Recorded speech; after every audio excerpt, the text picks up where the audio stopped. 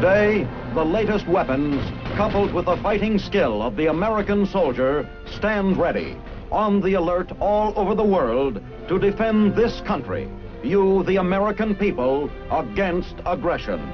This is the big picture, an official television report to the nation from the United States Army. Now, to show you part of the big picture, here is Sergeant Stuart Queen. The Army on horseback that once was the United States Cavalry is no more. For our Army today is a mechanized force. But cavalry is a proud word in military terminology, and no one displays that pride more than the men of the 1st Cavalry Division. They call themselves troopers, like their tough forebears who a century ago rode against the Indian tribes of the West. They still like to sing the rousing songs of those spirited days. And more important, they keep alive the cavalry's legendary tradition of bravery by fighting when they are called upon to fight, with courage and an indomitable will to win. The big picture brings you today the story of the 1st Cavalry Division in Korea, a story as illustrious as any in the cavalry's magnificent history. Out of the enduring history of early America, echo the hoofbeats of the United States Cavalry, riding against the enemies of a vigorous young nation in the lusty, troubled, glorious days of its growth. 3 magnificent cavalry regiments, the 5th, the 7th, and the 8th, drove their steeds through a spectacular century of American adventure, a century that spanned the winning and development of the Western plains and the birth of the scientific age.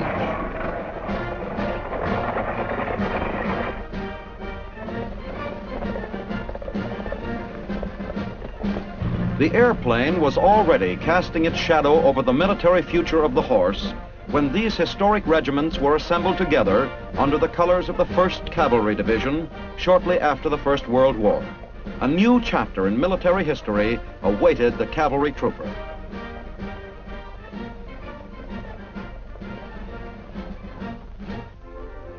For the men of the 1st Cavalry Division, this new battle role began with World War II. The era of amphibious invasion and jungle warfare, the symbols of war on a global scale, had replaced a spectacular era of great cavalry charges on the open plains.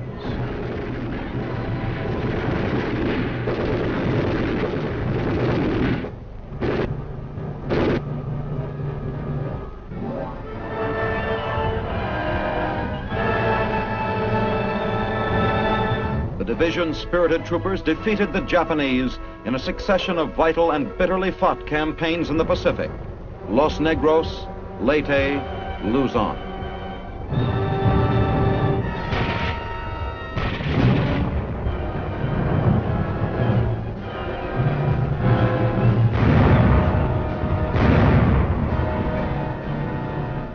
With victory came the division's last assignment of the war, and it was a great one. In early September 1945, the 1st Cavalry moved into the capital city of the strongest and most fanatical enemy the division had ever faced.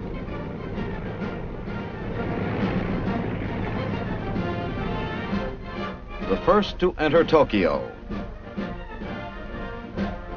It was a proud and momentous climax to a brave and brilliant performance on battlefields tougher than any in cavalry lore. Victory was sweet indeed in the golden September of 1945. War was over, the most cruel and costly war in human history. But that was not all. Victory was the sweeter because it was charged with hope. For the men of the 1st Cavalry Division standing as victors in the heart of the defeated enemy's homeland, there was nothing in the splendid triumph of this day to suggest that the world could not now be a place of peace and peaceful development. For the brave troopers who had come to Tokyo via the long route through Manila and the beaches of Leyte and the jungles of Luzon, this was not the end of the arduous journey. But ahead lay only the tasks of occupation, the challenge of impressing upon the Japanese nation the virtues and rewards and the strength of a democratic way of life.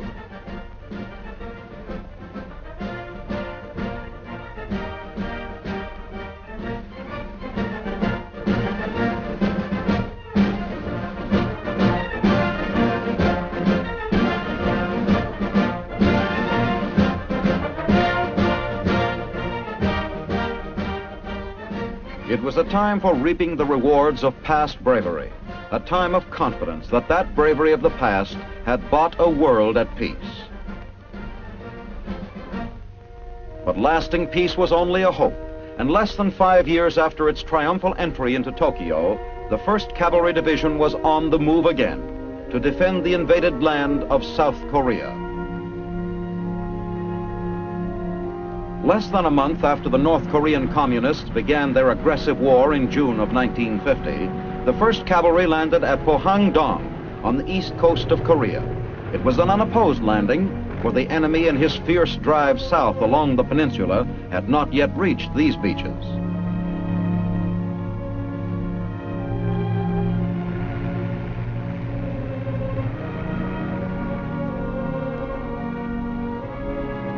The division pushed inland toward Daejeon, where the beleaguered 24th Infantry Division was fighting for time. Their mission? To make contact with the enemy and stop him in his effort to reach the port city of Pusan.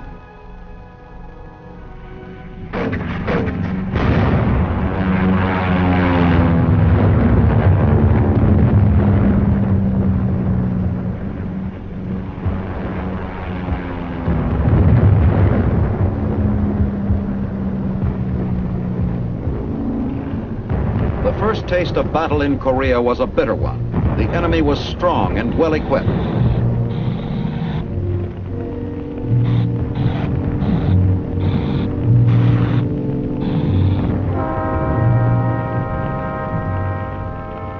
Front lines, as such, did not exist.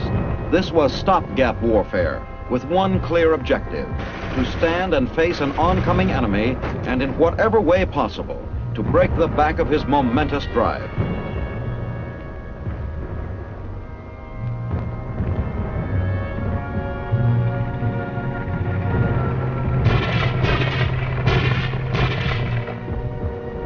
For a week of desperate fighting, the division was able to maintain generally the positions it had reached in its push inland from Pohang-dong.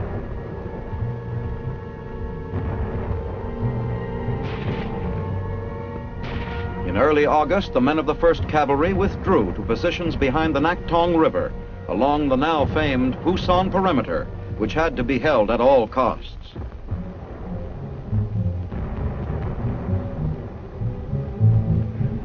Here they were able to build up their defenses, while air power provided them with protection.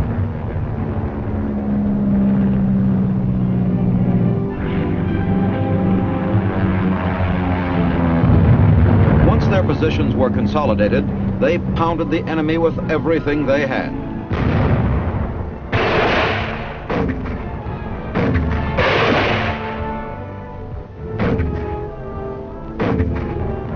And the perimeter held.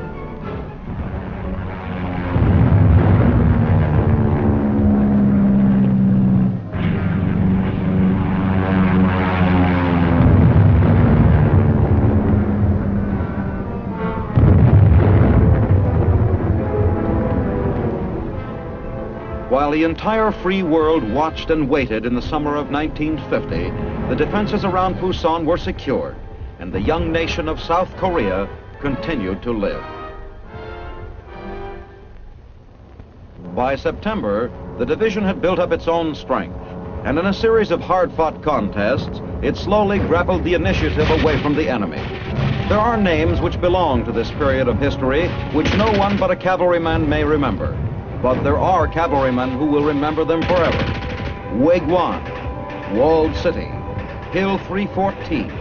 These are some of them. They are the places where the 1st Cavalry Division fought with a courage that was almost unbelievable in September of 1950 to win finally from the enemy the priceless advantage of superiority.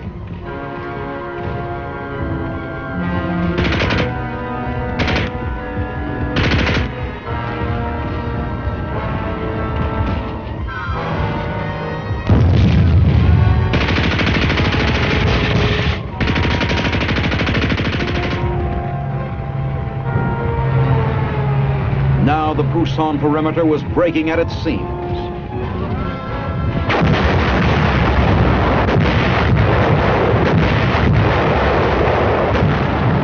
All along the line, the United Nations forces who had held firm for so long broke out of their defensive positions and took the offensive.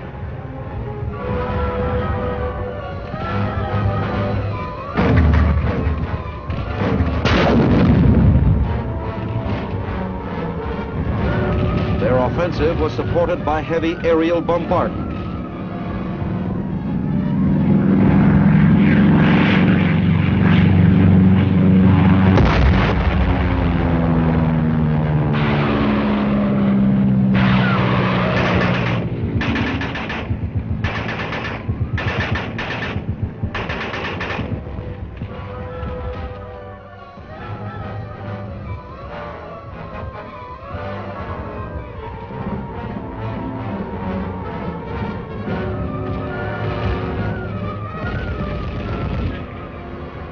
The breakout of the Pusan perimeter coincided with a spectacular invasion of the port of Incheon on the west coast of Korea, below the capital city of Seoul by the U.S. 10th Corps.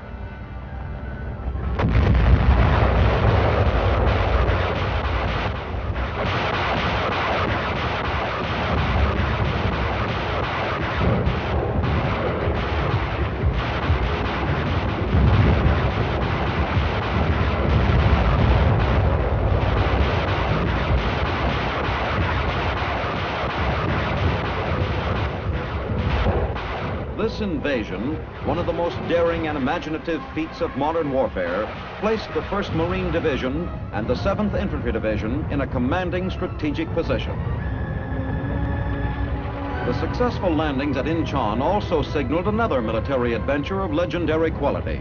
For after the landings, a task force of the 1st Cavalry Division sped north 102 miles, covering that distance in 21 hours to link up with the 7th Division at Pusan. It was, as the division commander put it, the most rapid advance ever made in the history of American arms. The drive north was through land the enemy held, and the troopers had to overcome resistance as they went. During its travel, the task force destroyed 13 enemy tanks it met on the way and killed or captured more than 200 enemy soldiers.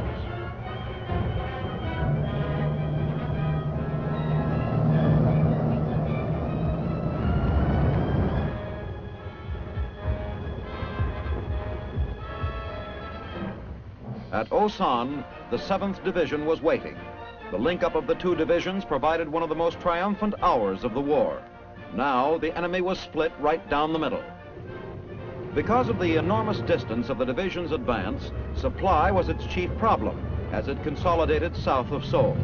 The supply railhead was 165 miles to the rear, so great amounts of supplies had to be brought by plane to the nearest air base and then hauled 65 miles by truck.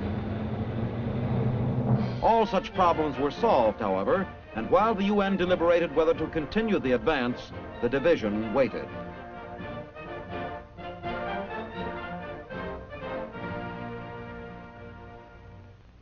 By the middle of October 1950, the division was crossing the 38th parallel. These were days of momentous victory. The bitter and frustrating defeats of the summer were well behind now. The enemy was reeling. He would continue to put up resistance, but most of the spirit had gone out of him as the UN forces crossed the line into his own homeland. The 1st Cav's road now led straight to Pyongyang, the communist capital of North Korea.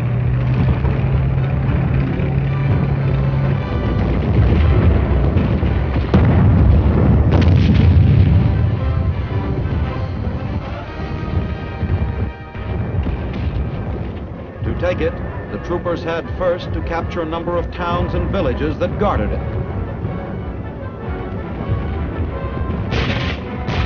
But on October 19th, having overcome the most serious resistance put up by the Reds, they crossed the Taedong River flowing through the city, and the prize was theirs. First in Manila, first in Tokyo, now the men of the 1st Cavalry Division had another capital city for their record, first in Pyongyang.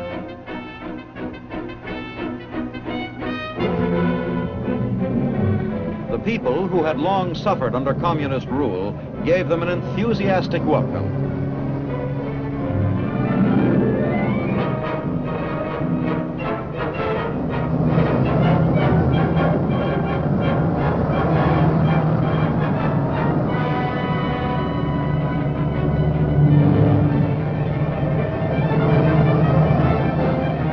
50 miles to the north, the 187th Airborne Regimental Combat Team made an invasion from the air, while the 1st Cavalry Division was in Pyongyang.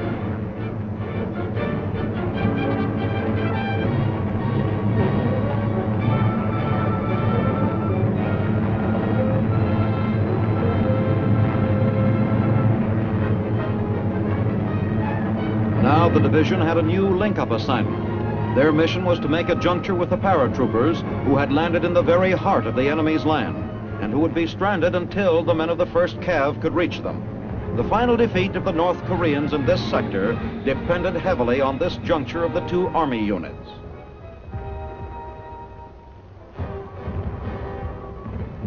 Another mission successfully completed, another triumph scored.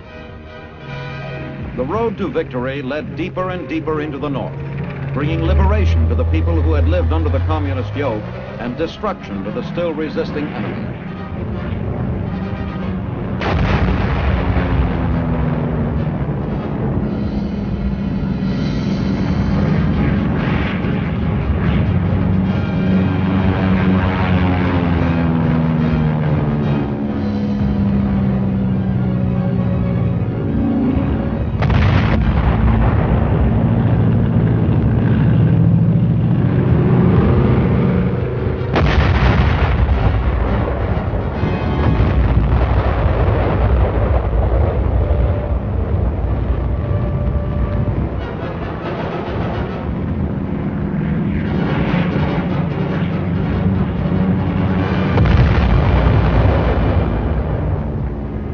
Finally, at Pusan, in the mountains of North Korea, troopers saw the total victory, so close at hand, die in the early winter of 1950. At Pusan, the communist troops of Red China first entered the war and struck in force against the 1st Cavalry Division, and the free world's hope for complete victory over communist aggression was mortally wounded.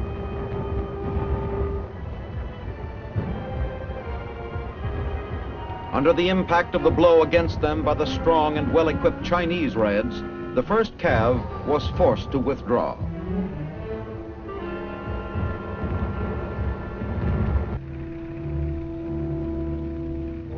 This was the beginning of the entirely new war, which came with the full-scale invasion from Manchuria of the Chinese Communist forces in late November. Elements of the 1st Cavalry Division, cut off from their parent unit and surrounded by the enemy south of the Chongchon River, had to be supplied from the air.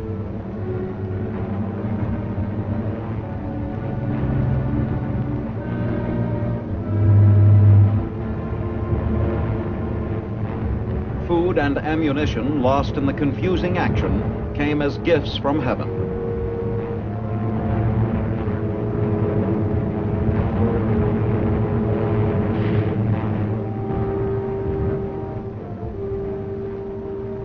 The long road back over land so dearly won was a bitter one to travel. You remember those months when the hope for peace at long last turned to ashes, and the world could see fully the defiant intentions of communist China. If you had been a cavalryman traveling the long roads back to Seoul and beyond, you would never forget them.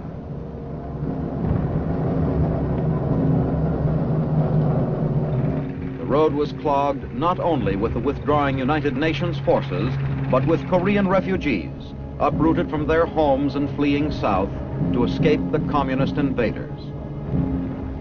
Finally, south of the Han River, the United Nations took its stand.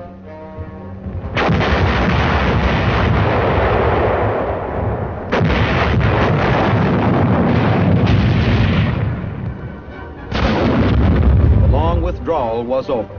Once more, as in the days of the defense of Pusan, Allied guns would be used to stop the enemy's drive until the United Nations could build the strength for a new offensive. In the spring, this new offensive began. The 1st Cavalry pushed once again through villages and towns they had held a few months before, reduced to rubble now.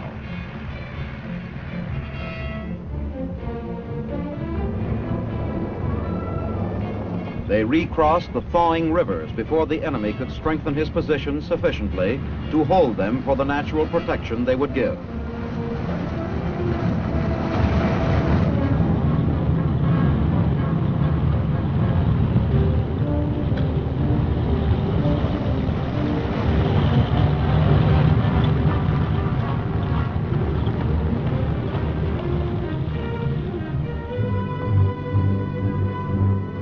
On these much-traveled roads, they found intact messages inducing the enemy to surrender, which they had written in the flush of victory months before.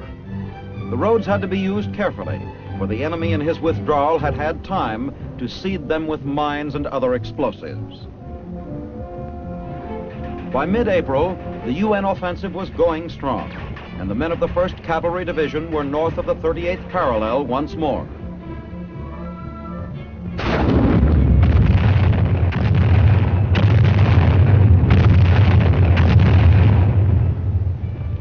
With the warm spring weather, the division's weary soldiers who for months had been fighting unrelieved went into reserve and had a brief holiday from battle, while in the hills beyond them, the war continued to rage.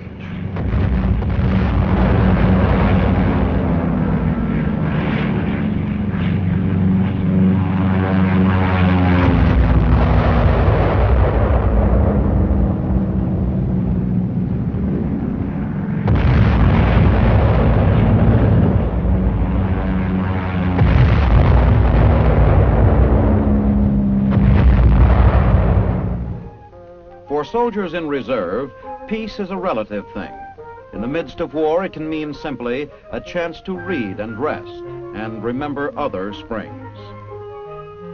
It can mean the silence of your own guns, always poised, always ready, but quiet for a few days because they're out of the enemy's range.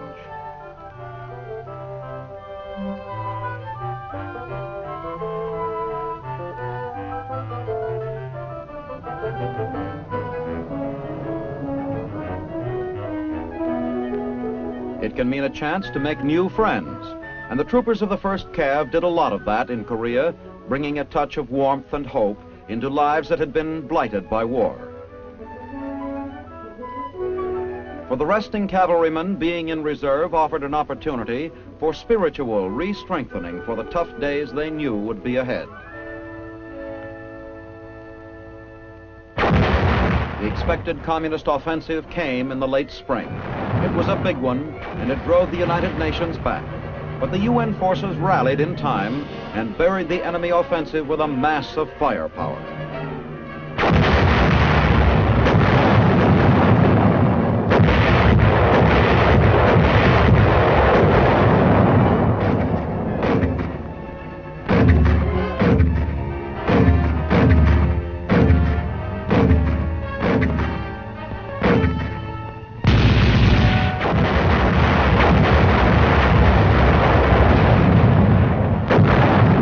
By early summer, the 1st Cav was launching a new offensive of its own, which took it 40 miles to the north into positions it would hold until the following autumn.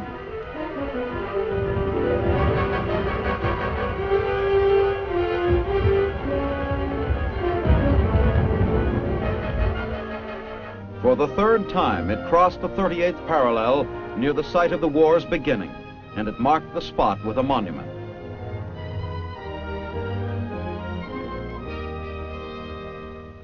In October 1951 came the division's last big action, a sustained assault on a series of steep hills, including the now famed Old Baldy.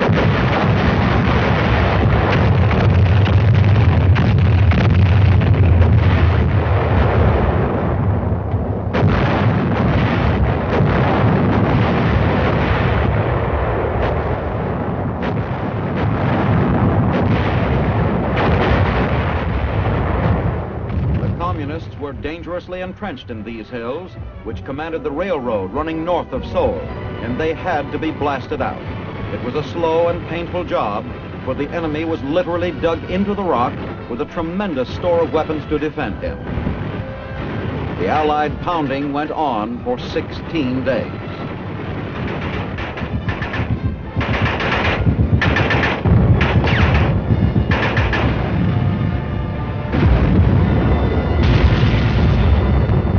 When it was over, the division had taken Old Baldy and the vital hills around it, and the United Nations supply line was saved. But the cost had been very great.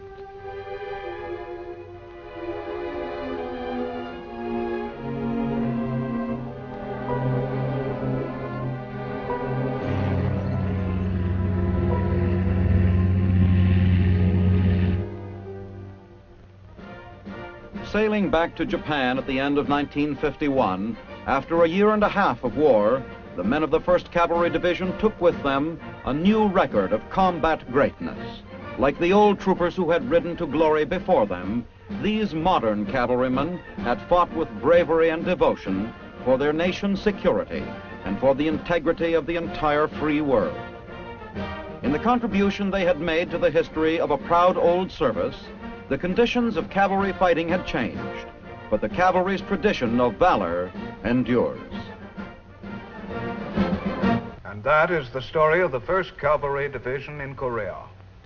Now this is Sergeant Stuart Queen, inviting you to be with us next week for another look at your United States Army in action on The Big Picture. The Big Picture is a weekly television report to the nation on the activities of the Army at home and overseas. Produced by the Signal Corps Pictorial Center. Presented by the United States Army in cooperation with this station. You too can be an important part of the big picture. You can proudly serve with the best equipped, the best trained, the best fighting team in the world today, the United States Army.